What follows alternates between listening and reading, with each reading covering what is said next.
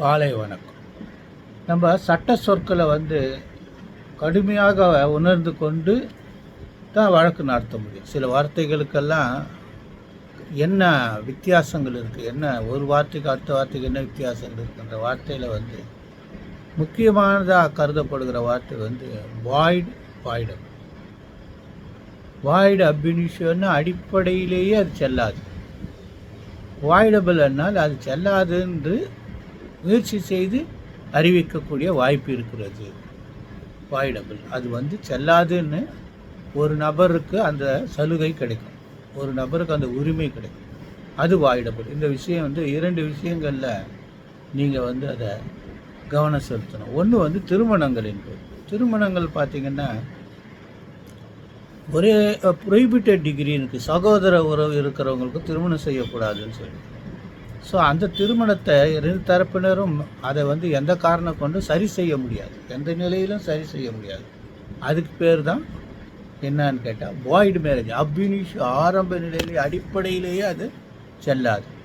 மாறாக பையனுக்கு 21 வயசு, பொண்ணுக்கு 14 வயசு, 15 வயசில் கல்யாணம் ஆகிடுதுன்னா அந்த பொண்ணு மேஜரான உடனே ஒரு வருடத்திற்குள்ள அந்த திருமணம் என்ன நான் மைனராக இருக்கும்போது நடந்தது செல்லாதுன்னு அறிவிக்கலாம். ஸோ அது இஸ் வாய்டபிள். இது ஒரு விஷயம். இன்னொரு விஷயம்னு கேட்டால் ப்ராப்பர்ட்டியில் இந்த குழந்தைகளுடைய சொத்தை பெற்றோர்கள் விற்கிறதுக்கு சில காரணங்களால் விற்க முடியும். ஏன்னு கேட்டிங்கன்னா அவங்க அந்த சொத்தை பாதுகாக்கிறதுக்கு, இல்லை குழந்தைகளுடைய நலனுக்காக, கல்விக்காக, அவங்க உடல்நிலைக்காக செலவு செய்வதற்காக இந்த சொத்துக்களை விற்கலாம். அவ்வாறு விற்கும்போது அது வாய்டபிள் தான், அது வாய்டு இல்லை.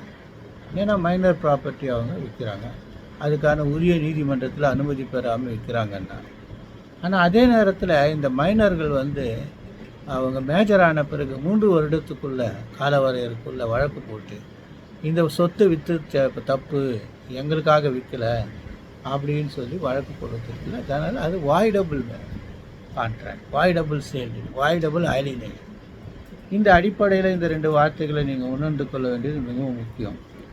அடுத்தது என்னன்னு பார்த்தீங்கன்னா, இது முழுமையாக இதை உணர்ந்து கொள்ள, தெரிந்து கொள்ள மாணிக்கம் கண்டியார் வர்சஸ் ரெங்கம்மாள் 2023 2 லா வீக்லி 301. மாணிக்கம் கண்டியார் ரெங்கம்மாள் 2023 2 Part 2 லா வீக்லி 301 மெட்ராஸ். இது ஜட்ஜ்மெண்ட்டை படிச்சுக்கிட்டிங்கன்னா நல்லதாக இருக்கும். நாளைக்கு அது இன்னொரு வார்த்தை டெம்பிள்னா என்ன, என்டோன்மெண்ட்னா என்ன, சாரிட்டபிள் என்டோன்மெண்ட்னா என்ன, ப்ரைவேட் டெம்பிள்னா என்ன, பப்ளிக் டெம்பிள்னா என்ன, ப்ரைவேட் ட்ரஸ்ட் என்ன, பப்ளிக் ட்ரஸ்ட் என்னன்னு கொஞ்சம் டீப்பாக பார்த்துருவோம். காலை வணக்கம். நன்றி.